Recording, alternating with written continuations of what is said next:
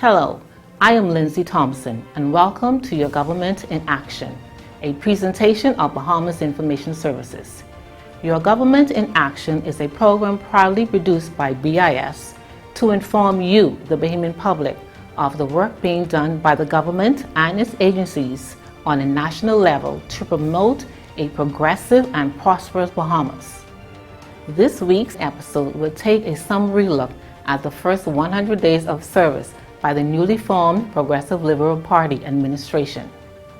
The Davis administration was voted into office by a landslide majority during the general election held on September 16, 2021. And as is promised, Prime Minister Davis got to work right away. The first order of business was the swearing in of the nation's newest commander-in-chief and his newly formed cabinet. In just under 2 years, we will celebrate 50 years of the Bahamas being a fully independent sovereign nation. We must begin to deliver more purposefully the promise of independence. Independence is more than freedom from rule by others. It is the defining purpose of our country, which says that every one of us is entitled to reach our fullest potential. And so each day, we will ask ourselves, what can we do to ensure that the aspirations and hopes of the Bahamian people are translated into opportunities and paths to success? Deep in my heart, I know that with God, all things are possible.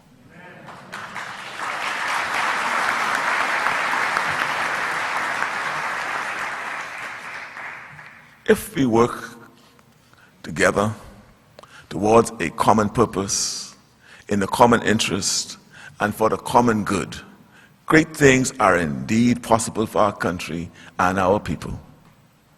But no government can do great things on its own. I am sure that my government can only succeed if we partner with the Bahamian people. We're going to listen, we're going to consult widely, and we're going to bring people together. This is the best way to make progress as a nation. No leader and no government should be isolated from the people. The next order of business was the official opening of Parliament and the much-anticipated speech from the throne. As is the custom, the speech was delivered by the Governor-General, His Excellency the Most Honorable Cornelius A. Smith. The speech definitively outlined the focus and initiatives of the Davis administration. My government fully understands that we cannot resolve our country's economic crisis until we have resolved the health crisis.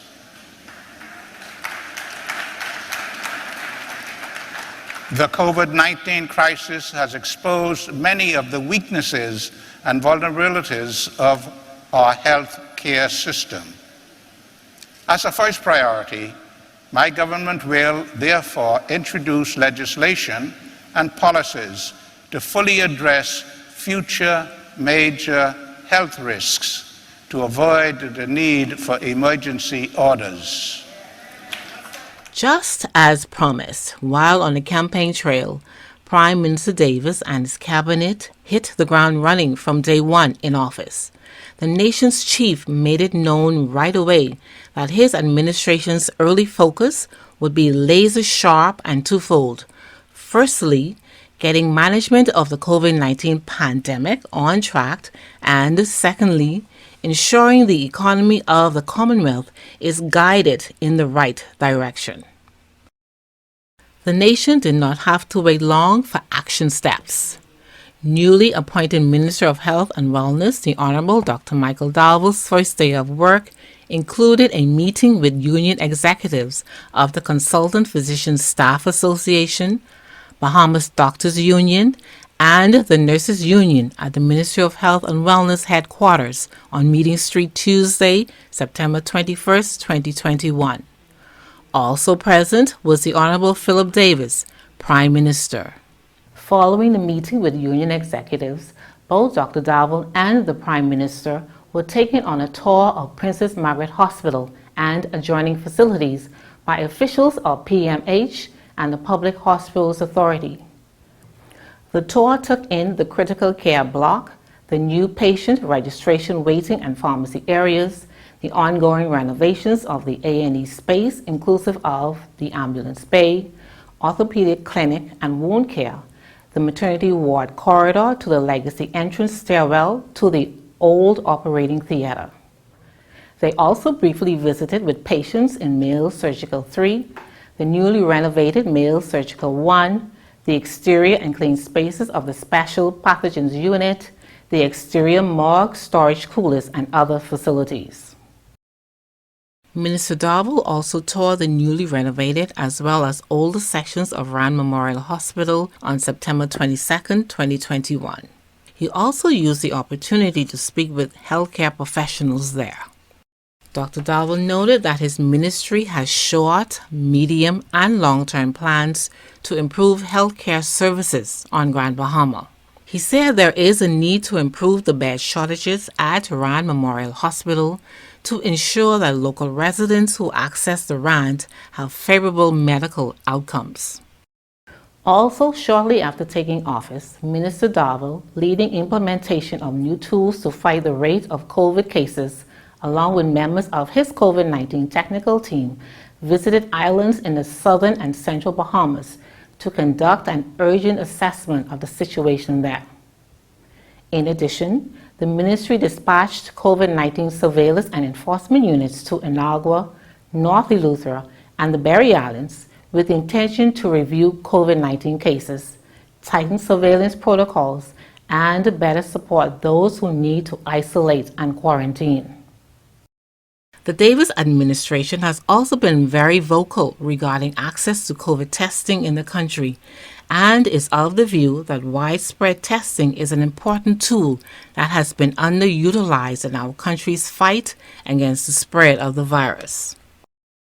As part of our expanded testing program, my ministry will roll out free rapid antigen testing to detect early COVID cases in New Providence, Grand Bahama, and the Family Islands.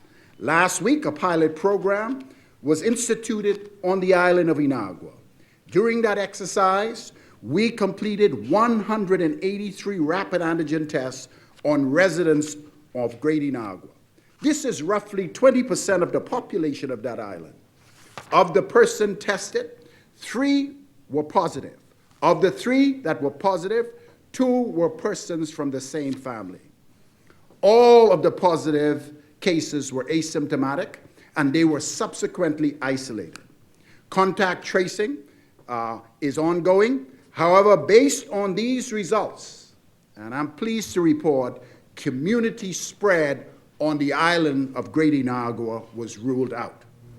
The benefits of the pilot program resulted in Prime Minister Davis announcing the implementation of free COVID testing on the island of New Providence during the final OPM media briefing for the year on December 23, 2021. We continue to progress as quickly as we can to make COVID testing free. Requests for proposals will be sought imminently before we swiftly move to confirming a vendor who can meet the standards which are essential for this program to work well. We are also taking steps to enhance our ability to respond to infections that require treatment. We are readying to mobilize multiple field hospitals, which should the number of hospitalizations grow.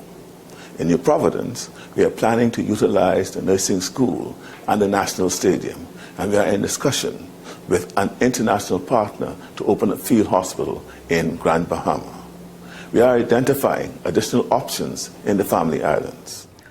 Also, during the first 100 days in office, the long-standing emergency orders were brought to an end by the Davis administration. The government has moved to bring about new rules and regulations to replace existing COVID-19 emergency orders to allow for more flexibility in managing the changing variables of the COVID-19 pandemic. The Minister of Health and Wellness, the Honorable Dr. Michael Darville, tabled the new measures in the House of Assembly on November 1, 2021, as foreshadowed in the Davis administration's Blueprint for Change.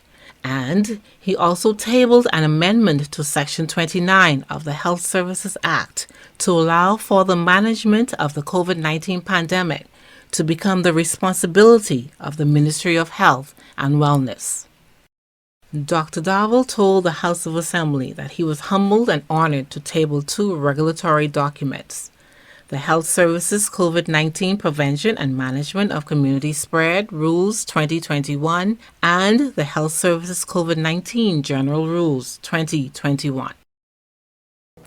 In his remarks on November 29, 2021, to commence debate on the fiscal year 2021-22 supplementary budget and the value-added tax amendment number 2 bill 2021, Prime Minister and the Minister of Finance, the Honorable Philip Davis, said he was confident that in the first supplementary budget of his administration that they were starting off on the right foot. This supplementary budget, with an effective date of 1st of October 2021, will bring our government's budget in line with our vision for progress and will not, and I repeat, and will not increase the national debt more than was forecasted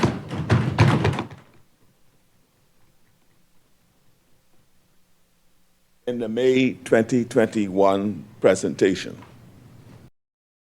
Taking aim at the task of right-sizing the economy, while at the same time bringing much-needed relief to the most vulnerable, the Davis administration wasted no time in making necessary adjustments. The Bahamas government is offering modest but important relief to Bahamians as it forges ahead with a decrease in value-added tax from 12% to 10%.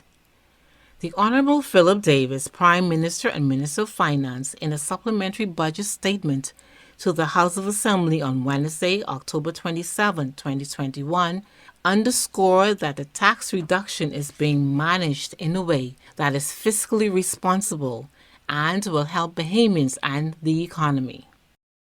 The new VAT tax amount of 10% officially came into effect at the beginning of the new year, January 2022. During that same session in the House of Assembly on Wednesday, the Honorable Philip Davis, Prime Minister and Minister of Finance, stated that the 2021-22 statement undertakes the following: reprioritizes unnecessary budgeted expenditures to areas where they are most needed, restores the fiscal health of the country over the medium term, and ensures that the government continues to respond to the needs of the most vulnerable in society. I spoke with many Bahamians who had little means to celebrate and whose suffering was evident. This Christmas will not be the same. For every person currently receiving $100 per week from the COVID Unemployment Assistance Program, we will provide to them a $500 lump sum payment this Christmas. The Prime Minister also informed parliamentarians that payments to public service pensioners will be increased effective December 1st, 2021 as follows. There are for the 742 persons receiving less than $500 per month in monthly pension, they will receive an increase of $100. For the 2,012 persons receiving more than $500 but less than $1,000 in monthly pension, they will receive a monthly increase of $75. And for the 4,432 persons receiving a monthly pension of greater than $1,000, they will receive a monthly adjustment of $50. Madam Speaker, the annual cost of this adjustment is $6.4 million, which is less than the amount owed in business license fees by one developer in New Providence, who received the assistance of the former administration to avoid paying what was legally owed to the government. The previous government chose to help one wealthy developer. We choose instead to help thousands of Bahamians. We choose instead to help thousands of Bahamians who have served our country well. Bahamians who deserve economic dignity in their senior years. We will be right back with your government in action.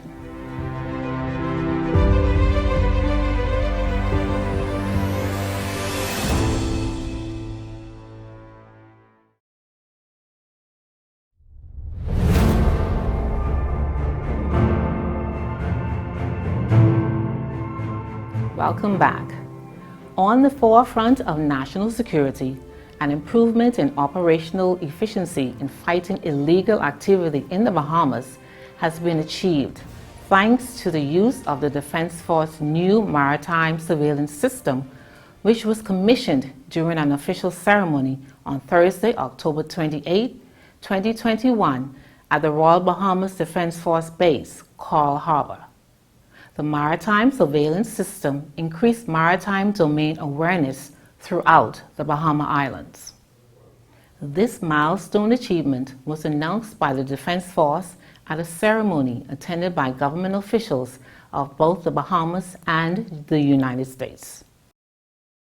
On November 3, 2021, the Ministry of Health and Wellness received a shipment of Pfizer vaccine in the amount of 134,550 doses to assist in the fight against COVID-19. The shipment, which arrived midday at the Lynden Pindling International Airport, was facilitated by the Caribbean Public Health Agency, CARPHA. The United States Embassy had facilitated the vaccines through CARPHA to be distributed to the Bahamas. Present at the airport to meet the shipment of vaccines were the Minister of Health and Wellness, the Honorable Dr. Michael Darville, and U.S. Chargé d'Affaires, Usha Pitts. The Vaccination Committee has set a goal of 200,000 fully vaccinated Bahamians by the end of the year. When we return, Prime Minister Davis calls for action at a UN climate change conference.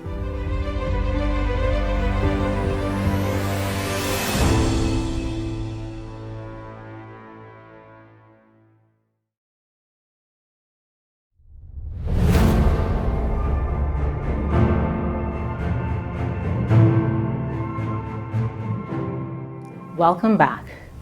In an impassioned speech at the 2021 United Nations Climate Change Conference, COP26, on November 2nd, Prime Minister and Minister of Finance, the Honorable Philip Davis, appealed to world leaders to do away with the promises and agreements and find the courage to take action to implement specific and concrete changes to climate change. We in the Bahamas will do what we can, but the limits of our nation's effort can accomplish are stark. We cannot outrun your carbon emissions.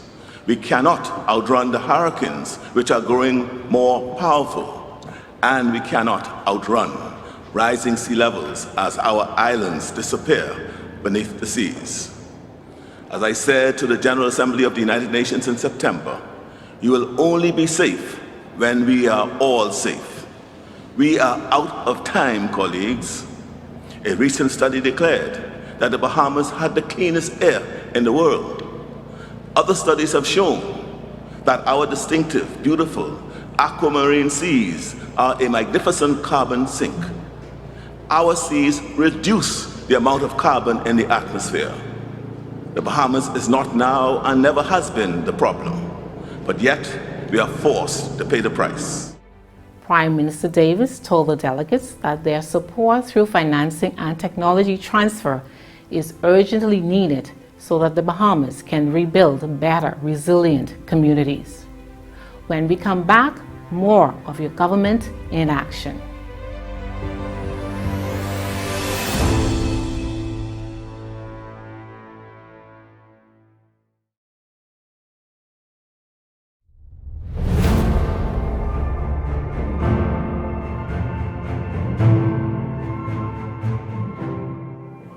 Welcome back.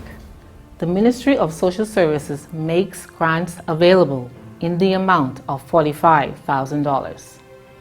Officials at the Ministry of Social Services and Urban Development, through the Department of Gender and Family Affairs, have made grant funding available in the amount of $45,000 for qualifying non-governmental organizations.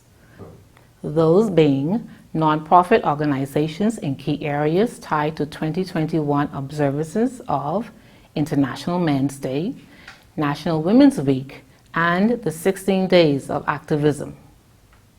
Local, non-governmental, nonprofit organizations providing services in these three themed areas will be able to make application for access for the grant funding. Grant funding in the amount of $15,000 will be granted to each pillar. Grants will also be dispersed in small to medium amounts from $1,000 to $3,500 max per each grant. The Minister of Education, the Honorable Glenys Harner Martin, urges Bahamians to help students to succeed. To this end, the Ministry of Education and Technical and Vocational Training earnestly pursued the reopening of schools on a hybrid basis in January of 2022, allowing students to return to an on-campus learning environment for the first time since the start of the 2021-2022 school year. Pursuant to this objective, there has been consultation with stakeholders including teachers and administrators union and the Public Service Union. Further, the repair of schools has been undertaken on an accelerated basis, with the ministry being given the assurance from contractors that all schools will be ready to receive students on January 11, 2022. However, in light of the emergency of a concerning fourth wave uptick of new COVID-19 cases, the Ministry of Education, acting on advice of the Ministry of Health and Wellness, has decided that all public and private schools will reopen in January 2022 on a fully virtual basis, meaning no in-person learning activities. The reintroduction of face-to-face learning will be revisited within the next 14 days, at which time further assessment will be conducted in conjunction with the Ministry of Health and Wellness. In the interim, the Ministry of Education will execute its plan for education recovery for those thousands of students who have been absent from school for a sustained period. Going forward, efforts in partnership with parents and guardians will intensify to ensure that children are given the best possible opportunities to maximize their potential despite the myriad of challenges. The Minister of Education has called on all Bahamians to assist in ensuring that students do not fail as a result of their absence from virtual school. We will be back with more government in action.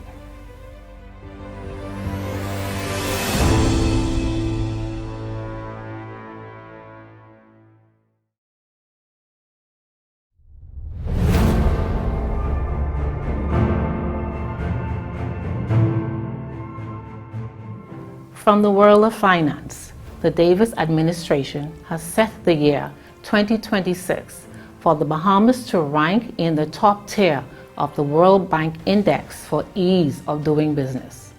This was expressed by the Deputy Prime Minister and Minister of Tourism, Investments and Aviation, the Honorable Chester Cooper, in his address to the Bahamas Institute of Chartered Accountants 50th Anniversary Virtual Conclave on Tuesday, November 9, 2021. It was held under the theme, 50 Years and Counting, What's Next? In the context of investments, the minister said that the investment mandate is at the very core of the government's economic plan, and it is by design that the ministry he heads is now called the Ministry of Tourism, Investments and Aviation.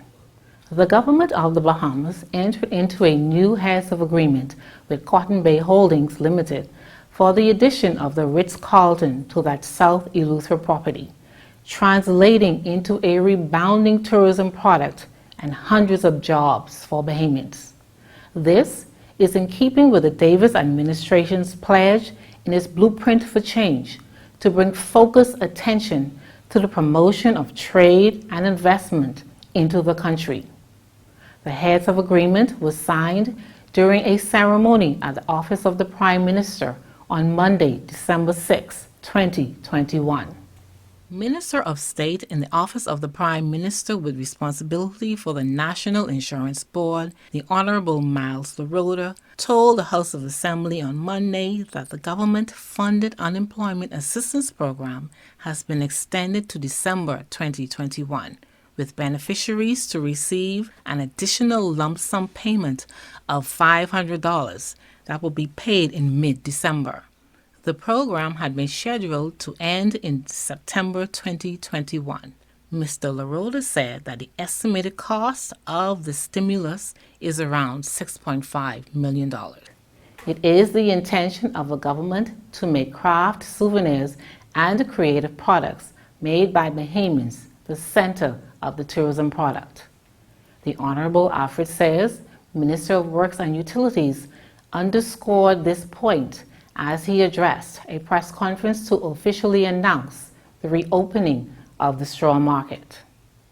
A cross-section of the public service gathered to pay tribute to Mary Mitchell, Treasurer and Accountant General of the Commonwealth of the Bahamas, as she retires after 46 years of service. Ms. Mitchell was celebrated for her outstanding commitment as a caring, compassionate change agent at a gala retirement luncheon banquet at Bahama Resort on Friday, December 3rd. I vividly remember coming into the Treasury for the first day, being introduced to the staff and assigned to the expenditure section. And the supervisor at the time was Ms. Sheila Smith, accountant, and I joined her on her team in November of 1975. There is an administrative term that I learned in college, and it was the acronym PODC. Plan, organize, direct, and control. She did nothing without those four things in place. Of course, I'm indeed grateful for the opportunity to have worked and serve these great people of the Treasury Department.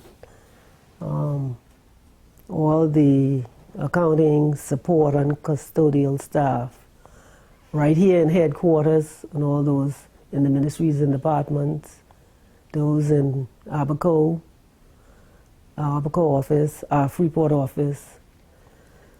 I am eternally grateful for this opportunity. Thank you for joining us on this episode of Your Government in Action. We look forward to an inspired year 2022 as we bring you the agenda of the Davis administration at work for you. Join us again next week for another edition of Your Government in Action. Have a prosperous new year, everyone. Thank you for watching. I'm Lindsay Thompson.